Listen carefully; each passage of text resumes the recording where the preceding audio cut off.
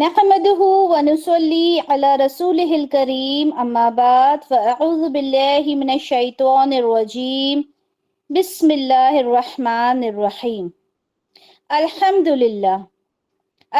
لله نحمده ونستعينه ونستغفره ونؤمن به ونتوكل عليه ونعوذ بالله من شرور أنفسنا ومن سيئات أعمالنا من يهده الله فلا مضل له ومن يضلله فلا هادي له ونشهد أن لا إله إلا الله وحده لا شريك له ونشهد أن سيدنا محمدا عبده ورسوله أرسله بالهدى ودين الحق ليظهره على الدين كله وكفى بالله شهيدا خصوصا على أفضلهم وخاتم النبيين محمد الأمين وعلى آله وصحبه أجمعين فصلى الله عليه وسلم تسليما كثيرا كثيرا أما بعد رب اشرح لي صدري ويسر لي أمري واحلل عقدة من لساني يفقه قولي ربي يسر ولا تعسر وتمم بالخير ربي زدني علما يا أيها الناس اتقوا ربكم الذي خلقكم من نفس واحدة وخلق منها زوجها وبث منهما رجالا كثيرا ونساء واتقوا الله الذي تساءلون به والأرحام إن الله كان عليكم رقيبا الحمدللہ سب سے پہلے تو اللہ تعالیٰ کا ہم شکر ادا کرتے ہیں کہ اس نے ہمیں ایک اہم موضوع پر بات کرنے کے لیے یہاں جمع کیا، اور بینگ اے وومن ہمیں پتہ ہونا چاہیے، بلکہ ہمیں شکر گزار ہونا چاہیے رب العالمین کا کہ اس نے ہمیں وہ درجات عطا کیے جن سے ہم اسلام کی روشنی آنے سے پہلے محروم تھے۔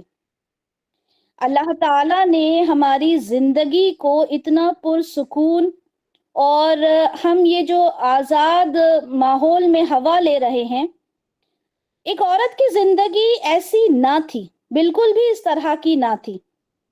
تو ہم سب کو سب سے پہلے تو اللہ تعالیٰ کا شکر ادا کرنا چاہیے کہ اللہ تعالیٰ نے ہمیں یہ آزادی نصیب فرمائی، الحمدللہ رب العالمین۔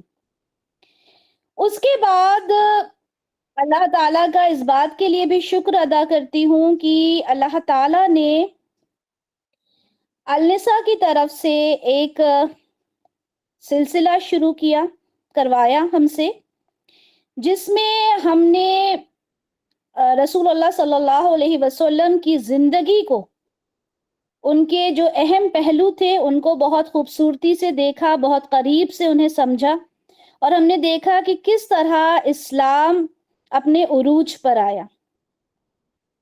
ہم نے الحمدللہ اپنا عقیدہ کیسے درست کیا جائے اسے بھی ہم نے اپنے شارٹ کورس میں الحمدللہ رکھا، اور یہ سلسلہ اسی طرح سے چل رہا ہے الحمدللہ۔ اور یہاں پر بھی ہم ایک نیا کورس یہاں پر ہم نے انٹروڈیوس کیا ہے انشاءاللہ۔ اسلام میں ایک عورت، اس کا وجود کیا ہے، ایک عورت کی حیثیت کیا ہے، ہم سب کو یہ چیز معلوم ہونا چاہیے۔ اچھا دیکھیں، اللہ تعالیٰ نے ہر چیز ہمیں بہت ہی واضح طور پر بتا دی، کلیئرلی اللہ تعالیٰ نے ہر ایک چیز کو ڈیفائن کر دیا ہے اپنی کتاب میں۔ ضرورت صرف اس چیز کی ہے کہ ہم اسے اچھی طرح سے سمجھیں، اس پر غور و فکر کریں۔ جیسے کہ ہے نا کہ ہر مسلمان مرد اور عورت پر علم کا حاصل کرنا فرض ہے، تو ہمیں ضرورت ہے کہ ہم اس علم کو حاصل کریں۔ سورۃ البقرہ میں اللہ تعالیٰ فرماتے ہیں کہ اسی طرح اللہ تعالیٰ تمہارے لیے اپنی آیات کو واضح کر رہا ہے تاکہ تم عقل سے کام لو. تو اللہ تعالیٰ نے تو اپنی آیات کو واضح کر دیا. کہاں؟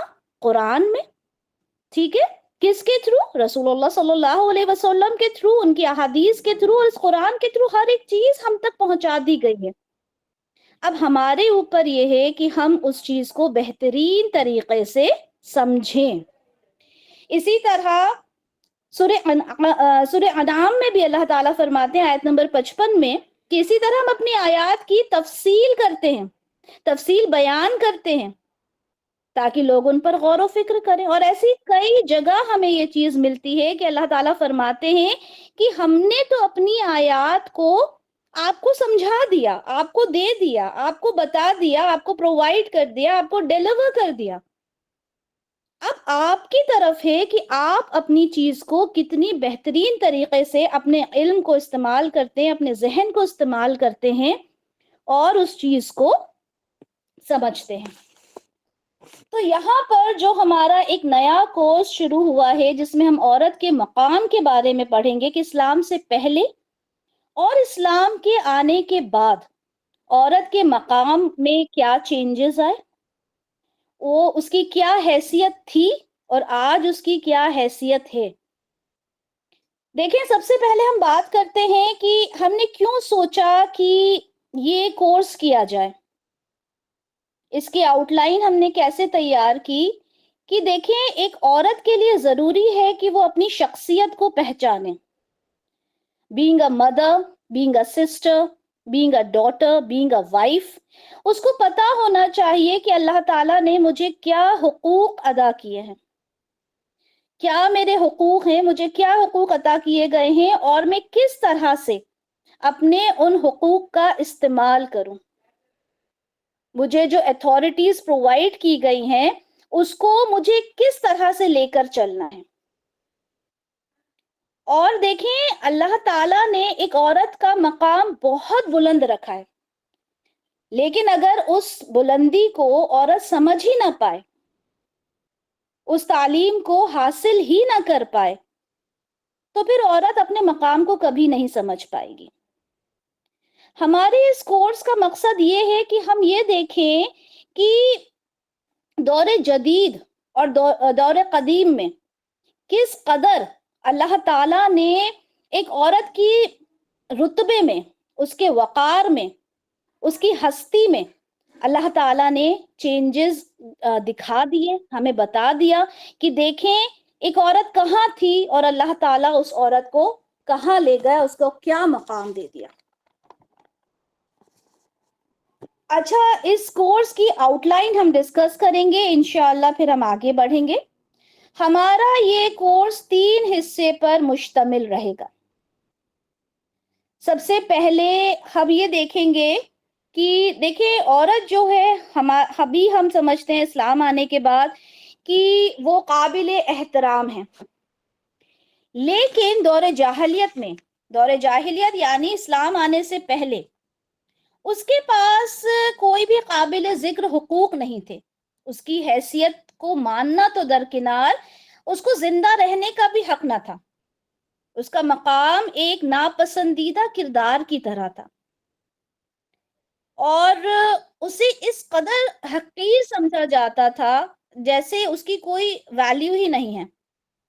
اس کا جسم صرف مرد کے لیے سکون حاصل کرنے کی ایک چیز تھی، وہ ایک بچہ پیدا کرنے والی مشین سے زیادہ کچھ نہ تھی. تو ہمارا جو پہلا مرحلہ ہے، ہمارا جو پہلا حصہ ہے اس کورس کا، اس میں ہم دیکھیں گے کہ جاہلیت کے دور میں ایک عورت کس طرح سے پستی کی زندگی گزار رہی. اور اس کورس کو سننے کے بعد، ان باتوں کو سننے کے بعد آپ نے اس بات پہ غور و فکر ضرور کرنا ہے کہ عورت کہاں تھی، کہاں کھڑی تھی اور اللہ تعالیٰ نے اسے کہاں کھڑا کر دیا. ٹھیک ہے، تو انشاءاللہ تعالیٰ بہت فائدہ ہوگا جب ہم یہ دیکھیں گے کہ عورت کا مقام کہاں سے کہاں پہنچ گیا. تو ہمارا سب سے پہلا سٹیپ یہی ہوگا کہ ہم یہ دیکھیں کہ دور جاہلیت میں ایک عورت کا مقام کیا تھا. ہمارا دوسرا مرحلہ شروع ہوگا، اس میں ہم یہ دیکھیں گے کہ جب اسلام کی روشنی آئی، رسول اللہ صلی اللہ علیہ وسلم کی تعلیمات ہم تک پہنچی، ٹھیک ہے، قرآن کے تھرو اللہ تعالیٰ نے سارے احکام ہمیں بتا دیے. جب یہ ساری تعلیمات آئیں تو اللہ تعالیٰ نے کس قدر ایک عورت کے درجات جو تھے وہ بلند کر دیے. اگر ہم عورت کے درجات کو کچھ اس طرح سے لیں کہ اللہ تعالیٰ نے عورت کے درجات اس قدر بلند کر دیے کہ اس کے پیروں تلے جنت لا کے رکھ دی. کتنی خوبصورت بات ہے نا. اللہ تعالیٰ نے ایک ماں کے بارے میں یہ کہا کہ اس کے پیروں تلے جنت ہے. فَإِنَّ الْجَنَّةَ تَحْتَ رِجْلَيْهَا، ایک عورت کے پیروں تلے جنت ہے. یہ حدیث بھی آپ کے ساتھ شیئر ہو جائے گی. اسی طرح سے اگر ہم آگے دیکھیں تو ایک بیٹی بھی جنت میں جانے کے لیے ایک انسان کے لیے، جو ایک آدمی، ایک عورت، ایک ماں، ایک باپ اپنی اولاد کی بیٹی کی بہت بہترین طریقے سے اگر پرورش کرتے ہیں تو وہ کیا ہوتی ہے؟ وہ جہنم سے نجات کا ذریعہ بن جاتی ہے.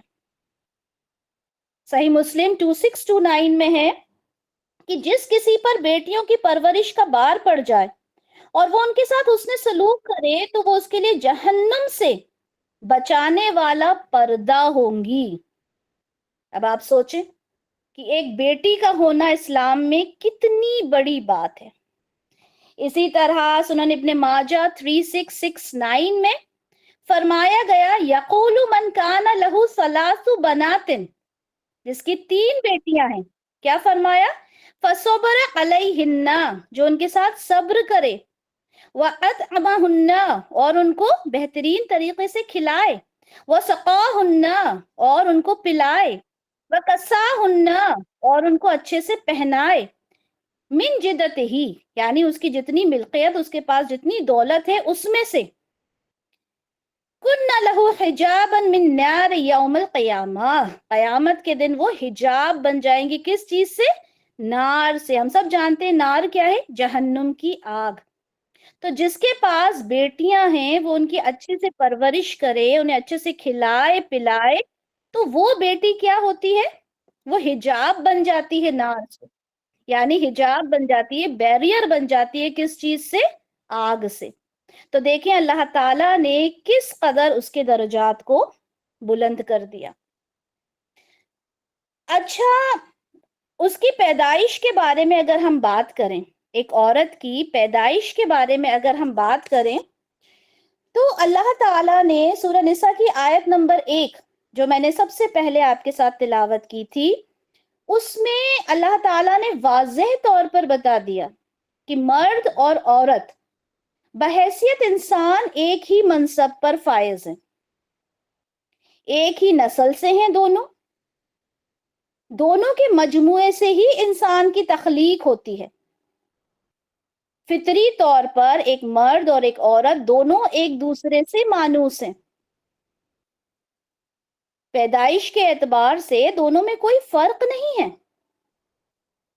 جس طرح سے ایک مرد کو سارے معاملات میں ایک حیثیت حاصل ہوئی ہے ایک انسان کے طور پہ، وہی حیثیت ایک عورت کو بھی حاصل ہے. سورہ نساء میں اللہ تعالیٰ فرماتے ہیں، یا ایہا الناس، اے لوگوں، اتقوا ربکم، تقوی رکھو، ڈرو، کس سے؟ اپنے رب سے، الذی خلقکم، جس نے پیدا کیا تمہیں، من نفس واحدہ، ایک نفس سے، ٹھیک ہے، ایک نفس سے تمہیں پیدا کیا، وخلق منہا زوجہا، اور اس سے تمہارا پارٹنر بنایا، وبث منہما رجالا کثیرا ونساء، اور اسی سے بہت سارے مرد اور عورت پیدا کیے. تو اب بتائیں یہاں پہ کہاں فرق نظر آ رہا ہے انسان کی تخلیق میں، کہ انسان اللہ تعالیٰ نے فرمایا ہو کہ عورت الگ بنی مرد الگ؟ نہیں، ایک ہی نفس سے، ایک ہی سپیشیز سے تم دونوں کو تیار کیا گیا. اسی طرح سورہ روم کی آیت نمبر 21 میں بھی اللہ تعالیٰ فرماتے ہیں، وَمِنْ آیَاتِهِ، اور اس کی نشانیوں سے، ان خلقا، کہ اس نے پیدا کیا، लकुम तुम्हारे लिए, मिन अनफुसिकुम तुम्हारे ही नफ्स से, अजवाजा क्या पैदा किया, तुम्हारे जोड़े, लितस्कुनू यानी तुम तस्कीन हासिल करो। एक औरत के लिए क्या कहा है कि एक औरत जो है वो एक तस्कीन का सबब बनती है अपने शोहर के लिए। तो यहां से हमें ये पता चलता है कि अल्लाह ताला की तख्लीक में एक औरत और एक मर्द में कोई फर्क नहीं है। ठीक है। अच्छा, अब अगर हम देखें इबादत के एतबार से क्या मर्द और औरत अलग हैं? अगर इस तरह से देखा जाए तो सूरह अहज़ाब की आयत नंबर 35 में अल्लाह ताला फरमाते हैं इन्नल मुस्लिमीन वल मुस्लिमात, यानी मुसलमान मर्द और मुसलमान औरतें। ये ईना और आतिन आप लोगों ने बहुत अच्छे से पढ़ा है। ठीक है।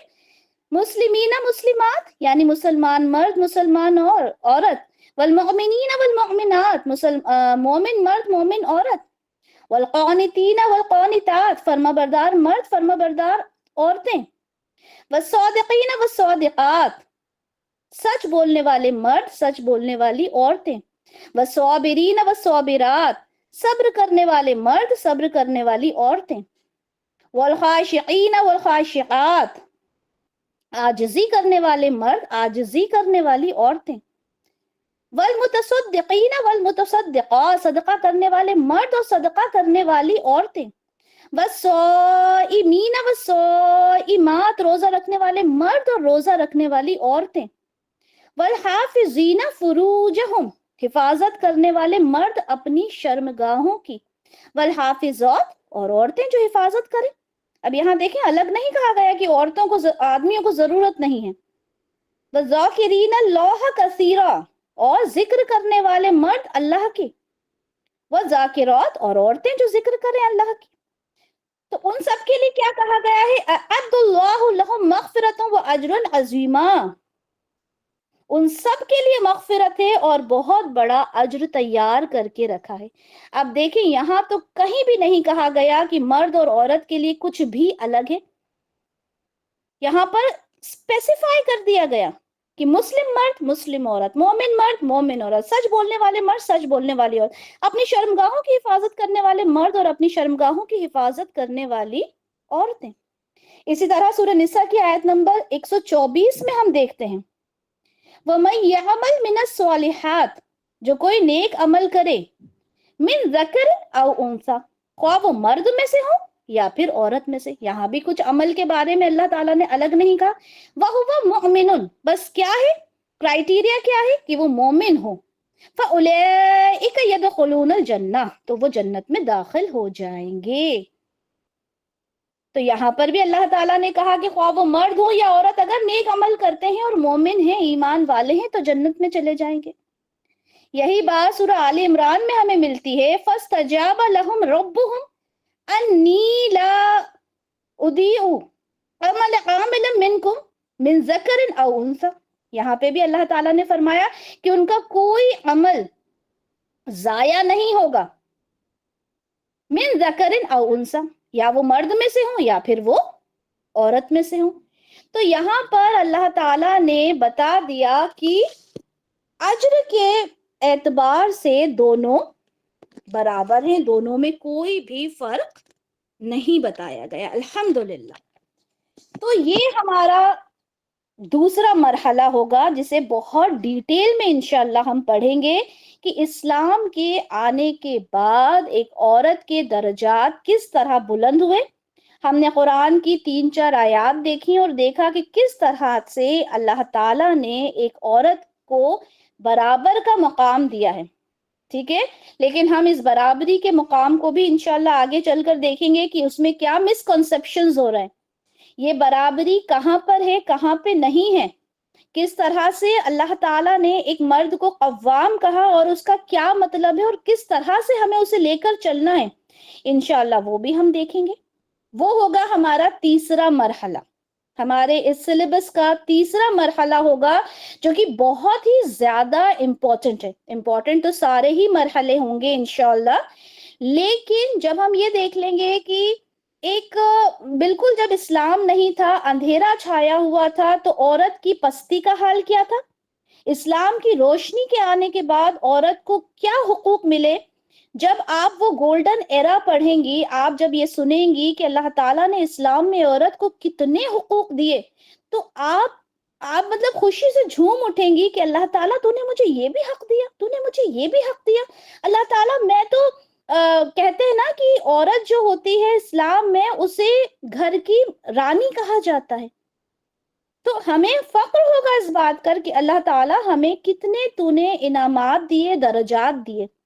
لیکن تیسرے مرحلے کی جب ہم بات کرتے ہیں، کیا ہم نے اپنی وہ جو فریڈم ہم کو ملی ہے، کیا ہم نے اس فریڈم کا واقعی میں صحیح استعمال کیا؟ ہمیں جو حقوق ادا کیے گئے، جو ہمیں حقوق ملے ہیں، کیا ہم نے انہیں صحیح طریقے سے استعمال کیا؟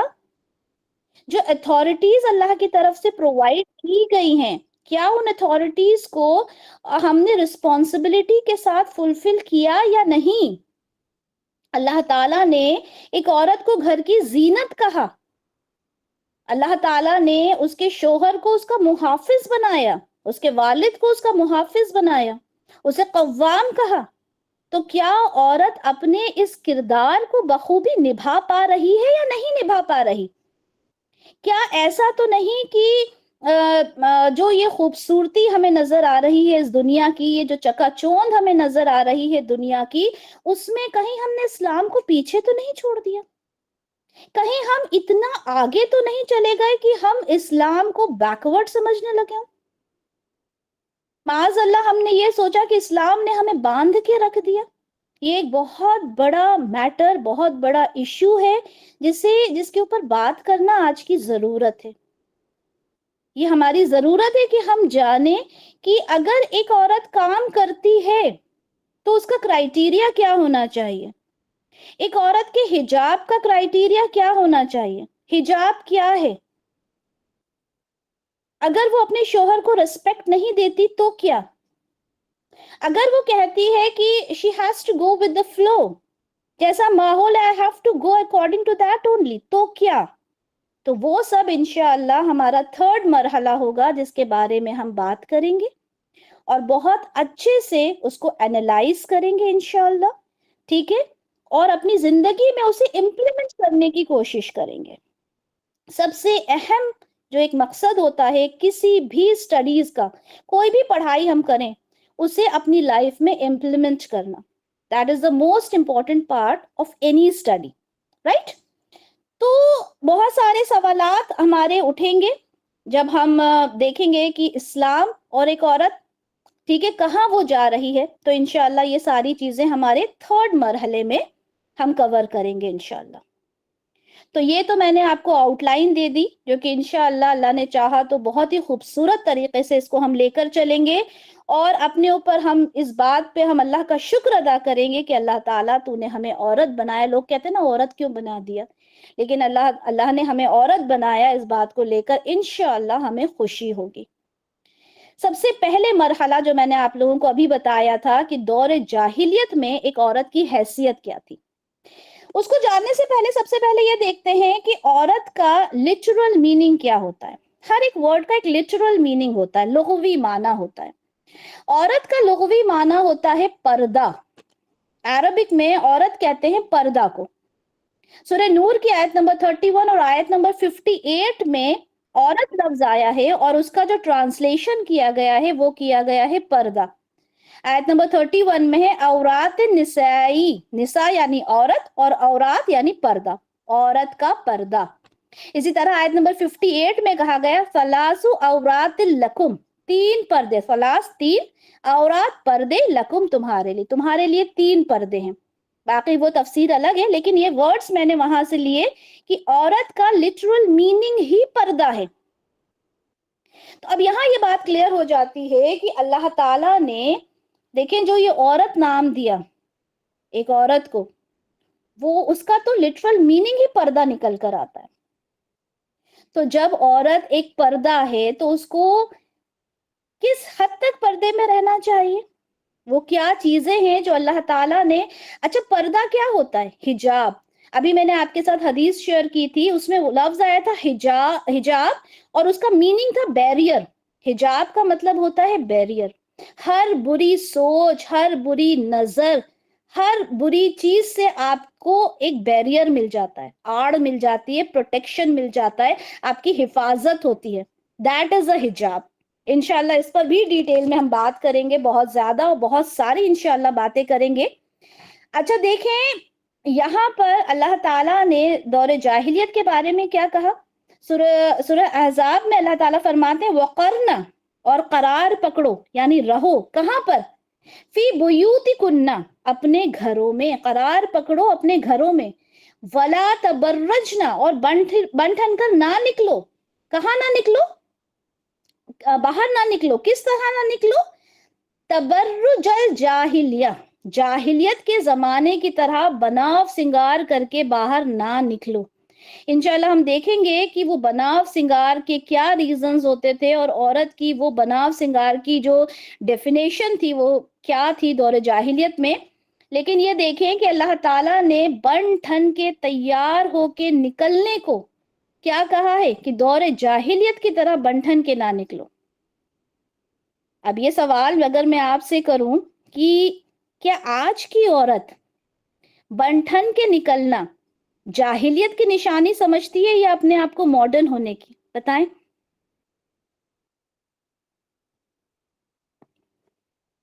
ماڈرن ہونے کی، رائٹ. اپنے آپ کو ماڈرن سمجھتی ہے. جتنا زیادہ وہ تیار ہو کے نکلے گی she will feel like you okay میں بہت ماڈرن ہوں، میں تو اپنے آپ کو بہت اچھے سے کیری کرنا جانتی ہوں. ٹھیک ہے، بالکل یہی بات ہے نا، ماڈرن ہونے کی اپنے آپ کو وہ اپنے آپ کو ماڈرن سمجھتی ہے. تو یہاں پر اللہ تعالیٰ فرما رہے ہیں دور جاہلیت کی طرح اپنے آپ کو بن ٹھن کے نہ نکلو اس طرح سے.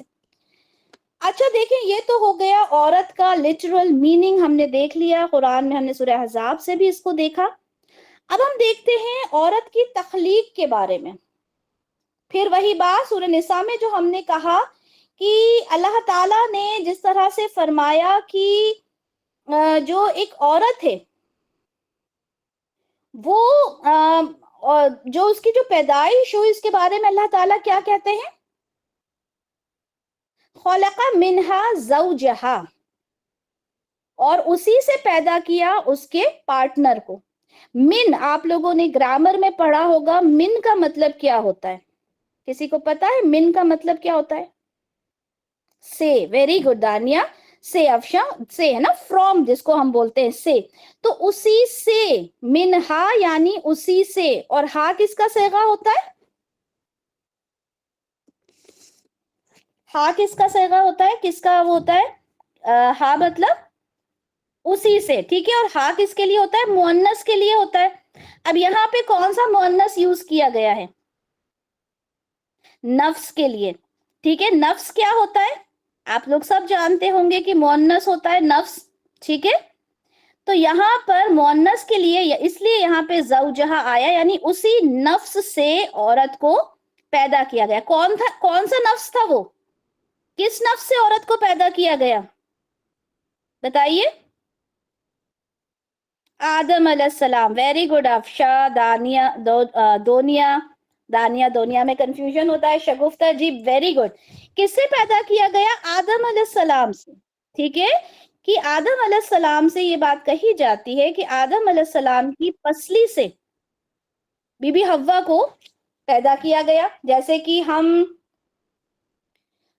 صحیح بخاری میں ہم دیکھتے ہیں اس بارے میں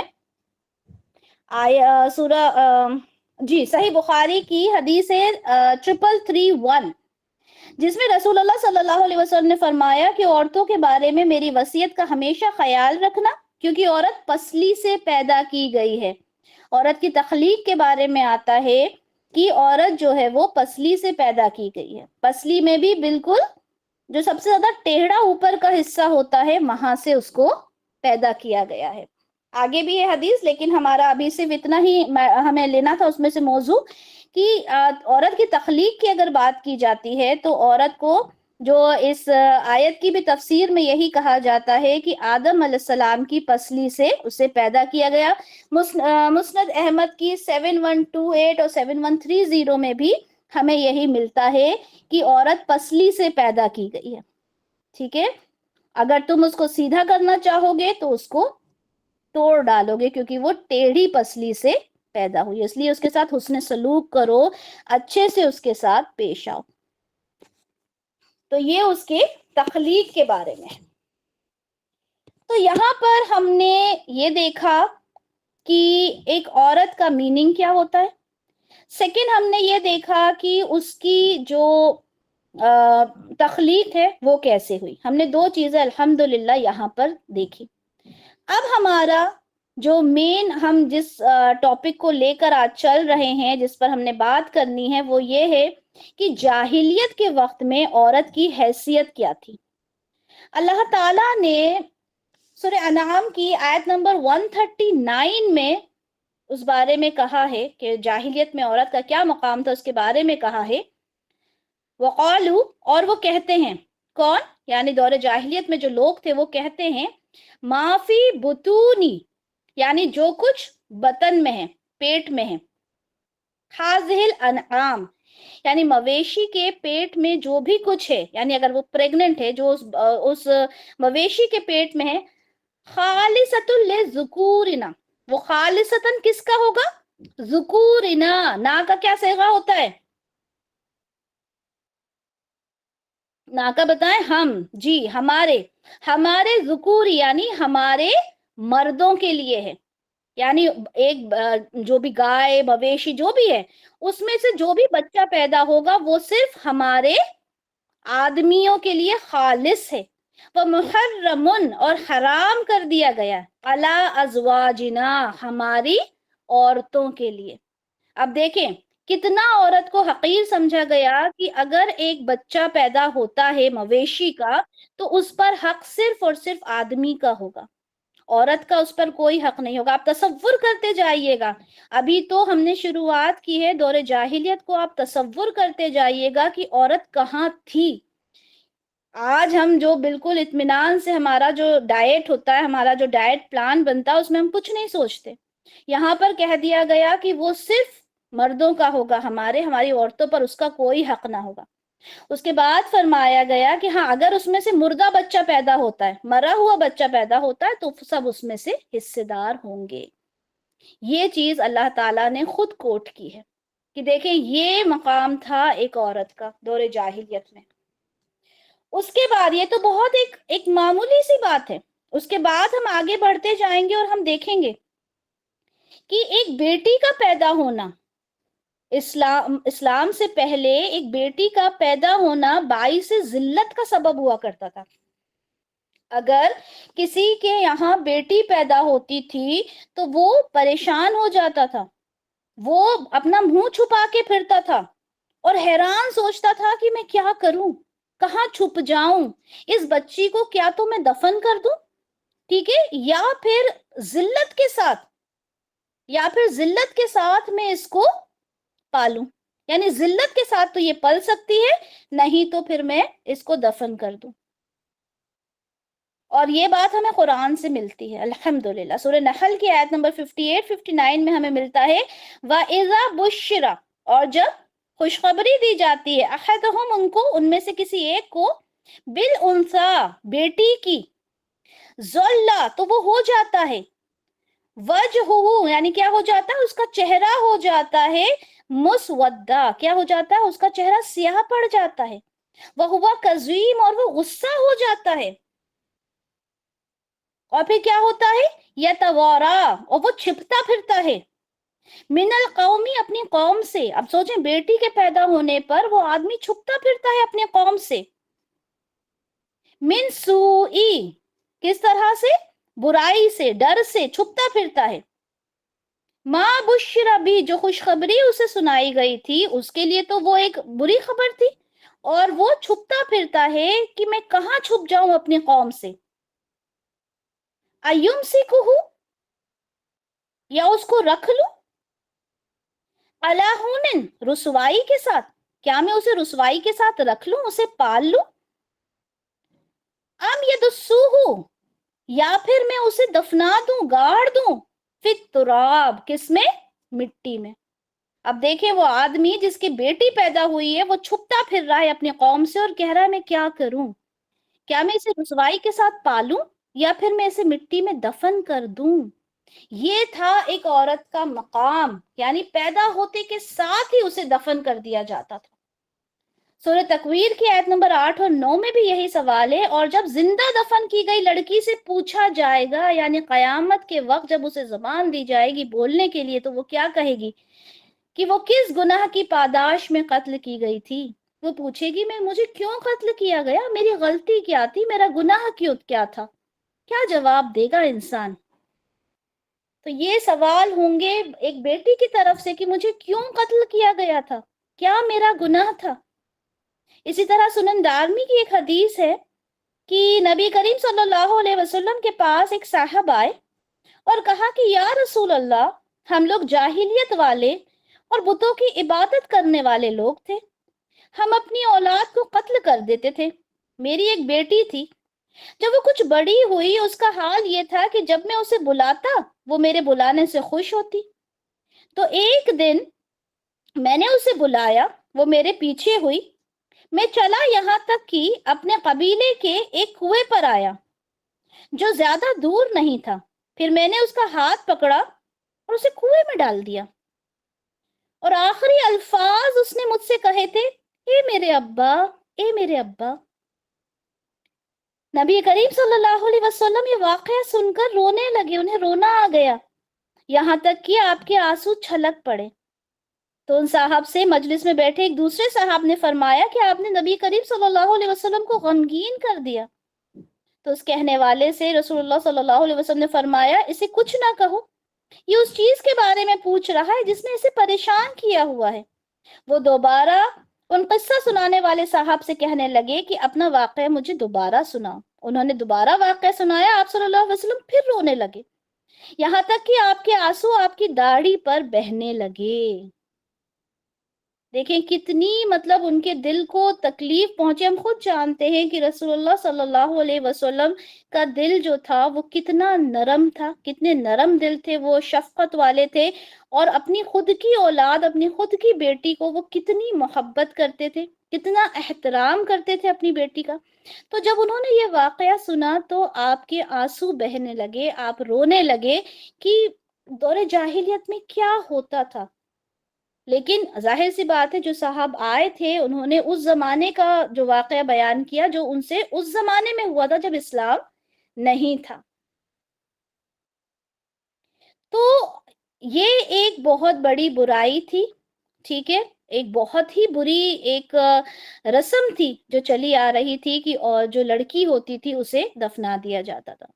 बहुत सारे इनबॉक्स में ये मैसेजेस आ रहे हैं कि आज भी तो लड़की को दफना दिया जाता है। बेशक हम जो जिस दौर में आगे बढ़ते चले जा रहे हैं वो दौर हमें पीछे ही लेकर जा रहा है। इंशाल्लाह उसकी डिटेल में हम उसके बारे में बात करेंगे कि हमको लगता तो है कि हम आगे बढ़ रहे हैं, लेकिन हम कितना आगे बढ़ रहे हैं और हम कितना दलदल में घुस रहे हैं वो हम इंशाल्लाह बहुत अच्छे से पढ़ेंगे और उसको समझेंगे भी इंशाल्लाह। उसके बाद हम एक और देखते हैं कि दौरे जाहिलियत में क्या कुछ बुराइयां थी। हम इस बारे में देखते हैं कि फहाशी जो थी वो बहुत आम थी। अरब माशरे में औरत को सिर्फ एक खिलौने की तरह लिया जाता था, उसके जिस्म से खेलना कोई बुरी बात नहीं माना जाता था, बल्कि जो फहश औरतें होती थीं वो अपने घरों के बाहर एक झंडा, एक कोई खास कलर का झंडा लगा दिया करती थी ताकि वहां के मर्द अपनी हाजत पूरी करने के लिए उन औरतों का इस्तेमाल करें। जैसे कि मैंने जो सूरह अहज़ाब की आयत पढ़ी थी और मैंने कहा था दौरे जाहिलियत की तरह अपने आप को बना संवार के बन सवर के ना निकला करो। तो देखें फहाशी उस वक्त बहुत आम थी और बाकायदा अपने घरों पर वो झंडा लगा दिया करती थी कि देखो भाई हम यहाँ पर ये काम करते हैं। अब फिर वही बात आएगी कि क्या हम जिसको मॉडर्नाइजेशन कहते हैं, हम जिसको आज़ादी कहते हैं, क्या ये सारे काम आज के दौर में नहीं हो रहे। ہر چیز کو کو ریلیٹ ہم انشاءاللہ کریں گے، لیکن آج عورت وہ مظلوم نہیں ہے، ٹھیک ہے؟ آج وہ اپنی خواہش سے کر رہی ہے، اس زمانے میں عورت کو مجبور کیا جاتا تھا۔ سورہ نور کی آیت نمبر 33 میں ہم دیکھتے ہیں کہ اللہ تعالیٰ فرماتے ہیں وَلَا تَكْرِهُ فَتَيَّاتِكُمْ عَلَى الْبِغَاءِ، اور اپنے باندیوں کو بدکاری پر مجبور نہ کرو۔ مجبور نہ کرو یعنی کہ وہ اپنے دل سے اگر کوئی برا کام نہیں کرنا چاہتی تھی، انہیں مجبور کیا جاتا تھا کہ وہ اپنے جسم کو بیچ دیں۔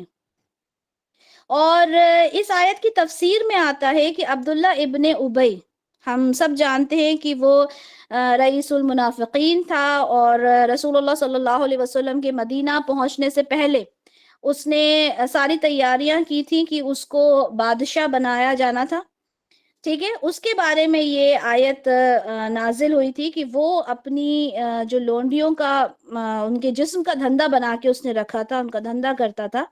اس میں سے ایک لونڈی تھی جس نے اسلام قبول کیا، وہ مسلمان ہو گئی اور اس نے توبہ کرنا چاہی، اور وہ وہاں سے ان ساری چیزوں سے باہر نکلنا چاہتی تھی۔ جب رسول اللہ صلی اللہ علیہ وسلم تک یہ بات پہنچی تو انہوں نے عبداللہ ابن ابی سے اس لونڈی کو وہاں سے اس کے قبضے سے نکلوایا اور وہاں سے اس کو آزاد کروایا۔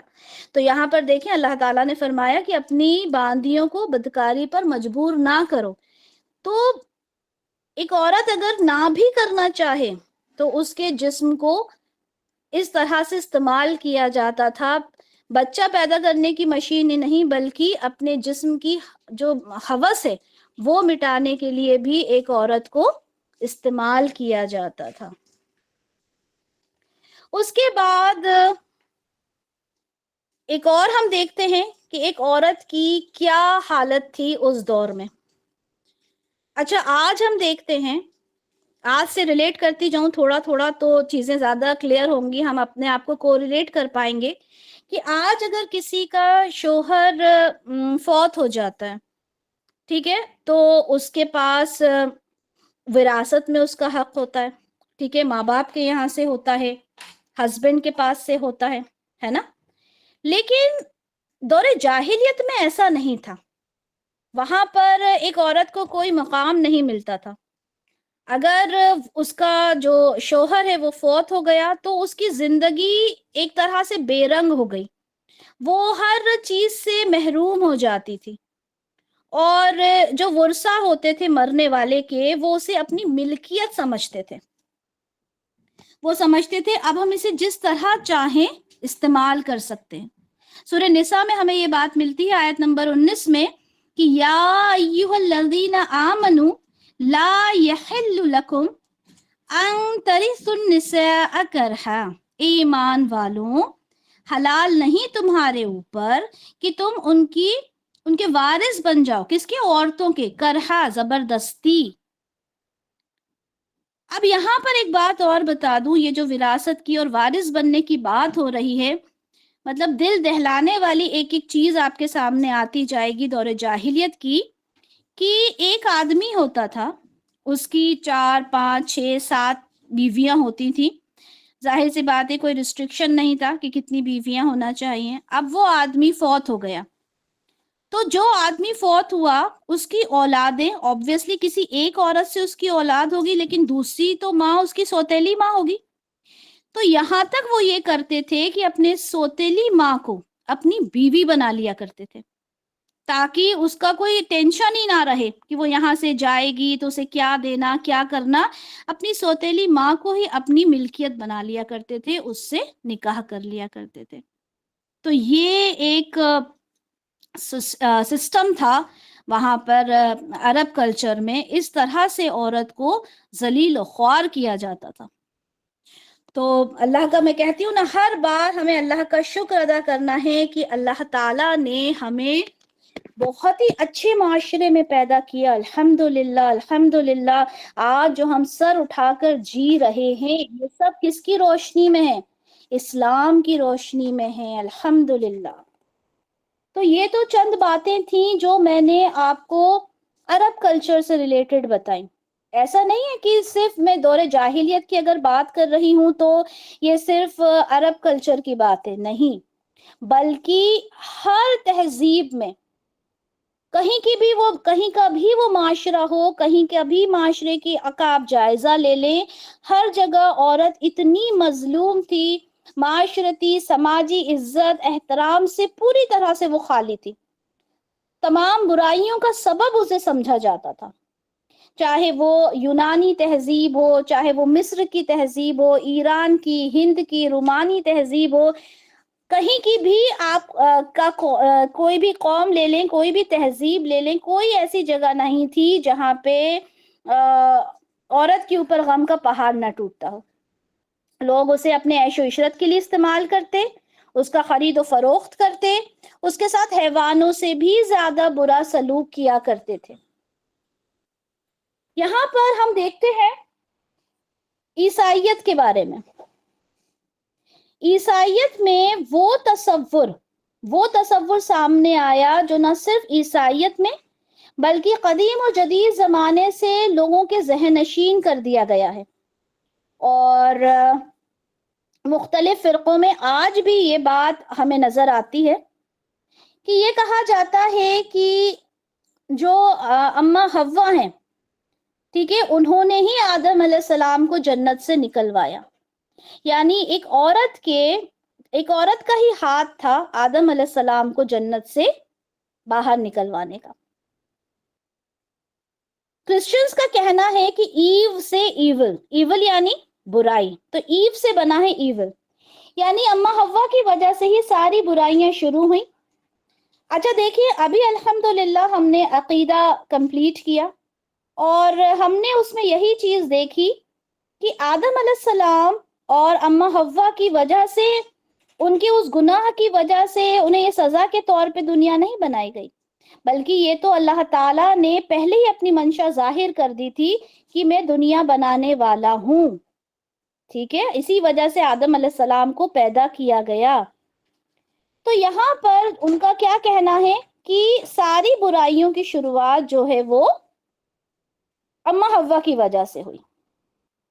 بائبل میں یہ چیز ہمیں نظر آتی ہے، جینیسس کا چیپٹر 3 ہے، جس میں پتا چلتا ہے کہ اس میں یہ کہا جاتا ہے کہ اماں حوا جو ہیں وہی پوری طرح سے قصوروار ہیں۔ اس میں کچھ الفاظ ایسے ہیں کہ ایک سانپ تھا، اس نے اماں حوا کو ورغلایا، یعنی صرف اماں حوا کو، اور ان سے کہا کہ اگر وہ اس ممنوع درخت کے پھل کو کھا لیں گی تو خدا کی مانند نیک بن جائیں گی۔ انہوں نے وہ پھل کھا لیا اور انہوں نے آدم علیہ السلام کو وہ کھلایا۔ اب پھر آگے بھی کافی چیزیں ہیں کہ وہ کس طرح سے چھپے اور ان کا ستر کھل گیا، اور پھر آگے جب خدا نے اس بارے میں ان سے پوچھا تو آدم علیہ السلام نے کہا کہ جس عورت کو تو نے میرے ساتھ کیا تھا، اس عورت نے مجھے یہ پھل دیا اور میں نے اسے کھا لیا۔ خدا نے عورت سے کہا کہ تیرے درد حمل کو بہت بڑھاؤں گا، تیرے درد کے ساتھ تو درد کے ساتھ بچے جنے گی، اور تیری رغبت تیرے شوہر کی طرف ہوگی اور وہ تجھ پر حکومت کرے گا۔ اب آپ دیکھیں کیا تصور ہے ایک عورت کا، کہ وہ گناہ اس نے اتنا بڑا کیا تھا اور اس نے خود نے کیا تھا، اس نے اپنے شوہر کو اس بات پہ آمادہ کیا کہ وہ ممنوع درخت کا پھل کھائے، اور جس کی وجہ سے انہیں جنت سے نکال دیا گیا۔ اور اللہ کی سزا میں یہ چیز شامل ہے کہ عورت کو حمل کے وقت درد ہو۔ اچھا، یہاں پر جی یہ کانسیپٹ ہے وہاں کا۔ اب اس کانسیپٹ کو ہم اسلام میں دیکھتے ہیں اور پھر ہمیں پتا چلے گا کہ عورت کا مقام کیا اس طرح کا کچھ ہمیں اسلام میں ملتا ہے۔ دیکھیں سورہ بقرہ کی آیت نمبر 36 میں اللہ تعالیٰ فرماتا ہے کہ فَأَزَلَّهُمَا الشَّيْطَانُ، فَأَزَلَّهُمَا، ہما کس کا صیغہ ہوتا ہے بتائیں؟ چلیں جلدی جلدی بتائیں، ہما کس کا صیغہ ہوتا ہے؟ دو کا، مثنیٰ کا، ٹھیک ہے، ویری گڈ۔ تو یہاں پہ کیا کہا گیا؟ تو پھسلا دیا دونوں کو، ہما یعنی دونوں کو پھسلا دیا، کس نے؟ شیطان نے، دونوں کو پھسلا دیا، الشیطان، ہم نے دیکھا یا ابھی شاید آپ لوگوں نے پڑھ لیا ہوگا کہ فاعل اگر ہو تو وہ پیش ہوتا ہے. ٹھیک ہے, شیطان نے پھسلا دیا دونوں کو. ٹھیک ہے, اس کے بعد آیا فَأَخْرَجَهُمَا, اور نکال دیا دونوں کو. تو یہاں پر کہیں یہ بات نہیں لکھی کہ شیطان جو تھا اس نے اما حوا کو الگ سے بلایا اور ان کو بلا کے کہا کہ یہ پھل ہے, اس کو کھانا ہے. کچھ نہیں, یہاں پہ کہا کہ دونوں کو ایک ساتھ ورغلایا گیا, دونوں کو ایک ساتھ یہ بات بتائی گئی. سبحان اللہ, ہمارا اسلام کتنا خوبصورت ہے کہ یہاں پہ اس بات کی نفی کر دی گئی کہ نہیں, یہ بالکل چیز صحیح نہیں ہے. اور دوسری بات جب یہ کہی گئی کہ اللہ نے کہا, خدا لفظ آیا ہے وہاں پہ, خدا نے کہا عورت سے کہا کہ تیرے درد حمل کو میں بہت بڑھاؤں گا.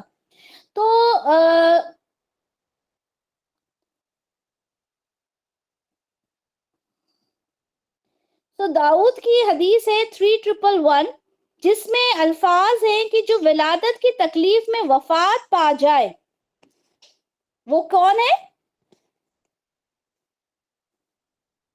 سنن ابو داؤد کی حدیث 3111, وہ کون ہے؟ نہیں, جنتی نہیں. جو ولادت کی تکلیف میں وفات پا جائے وہ کون ہے؟ جی حمدان, شہید ہے. ٹھیک ہے, تو وہ شہید ہے. ماشاءاللہ. تو یہاں پر شہادت کا درجہ مل رہا ہے اس عورت کو جو ولادت کی تکلیف میں وفات پا جائے. سبحان اللہ, شہادت کا درجہ ہر کسی کو نصیب نہیں ہوتا.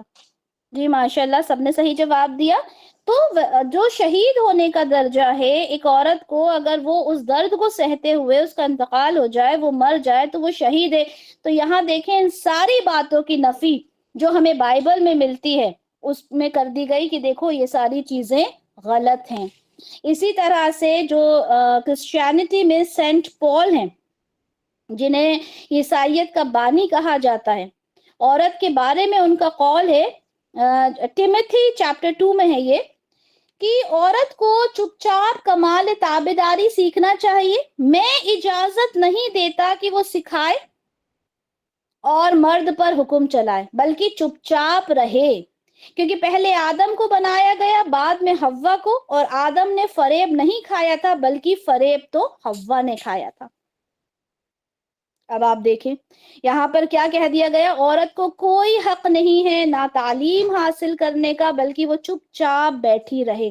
اور یہ جو فریب تھا یہ معاذ اللہ اما حوا نے دیا تھا آدم علیہ السلام کو. تو یہ کانسیپٹ تھا کرسچینٹی کا. اس کے بعد ایک بہت بڑی تہذیب کے بارے میں ہم دیکھتے ہیں, یہودیت. ہم سب جانتے ہیں یہودیت کے بارے میں کہ سب سے زیادہ جو نبی گزرے وہ ظاہر سی بات ہے اسی قوم میں تھے, اسی مذہب میں. ہم دیکھتے ہیں سارے نبی جو تھے وہ یہودیت میں, جو اسحاق علیہ السلام کی جو آگے, یعقوب علیہ السلام کی آگے جو نسل چلی, وہاں پہ کتنے انبیاء کتنے رسول آئے. ٹھیک ہے, جو یہودی بنی اسرائیل سے جو آگے بڑھے, وہ بہت ہی ایک جو قدیم جو مذاہب ہیں اس میں سے ایک مذہب ہے.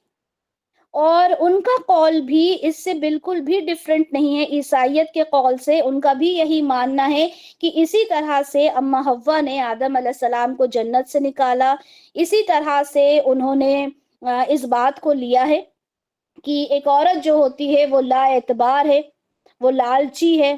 ٹھیک ہے, وہ بے ایمان ہے, وہ جادو ٹونا کرنے والی ہے. ٹھیک ہے, اسے انگلش میں جو لفظ آئے فولش, ڈس آنےسٹ, گریڈی, لیزی, اس طرح کے الفاظ انہوں نے ایک عورت کے لیے استعمال کیے ہیں. میں کہتی ہوں نا, ہر ایک لائن پر, ہر ایک لفظ پر ہمیں اللہ کا شکر ادا کرنا چاہیے کہ اللہ تعالیٰ تو نے مجھے اسلام کی روشنی میں کیا وقار, کیا مجھے رتبہ اللہ تو نے پرووائڈ کیا ہے. اللہ تعالیٰ تیری شان. تو یہاں پر کتنے برے الفاظ اس کے لیے استعمال کیے جا رہے ہیں. اور ان کی پریئر سنیں, یہودیوں کی پریئر سنیں, bless art thou, O God, King of the universe, who has not made me a woman. Bless art thou, یعنی میں آپ کا شکر ادا کرتا ہوں. O God, King of the universe, یعنی پورے یونیورس کے مالک میرے گاڈ, میں بہت شکر ادا کرتا ہوں آپ کا.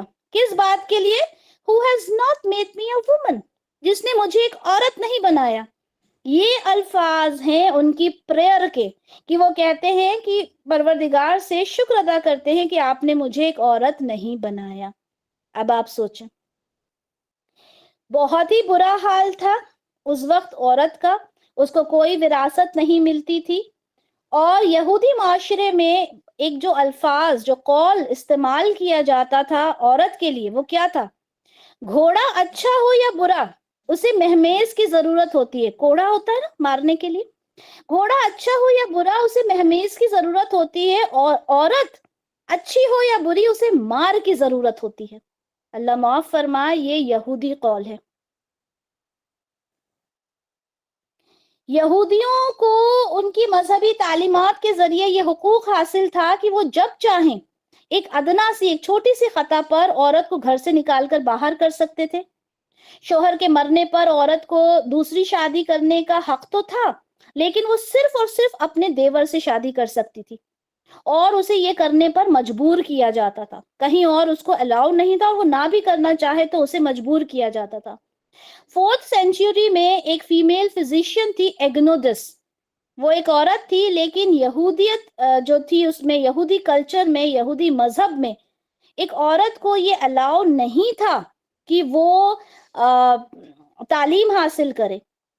تو وہ ایک میل فزیشین بن کر اس نے تعلیم بھی حاصل کی اور اپنی پریکٹس بھی کی. بعد میں اس پر کیس بھی چلا.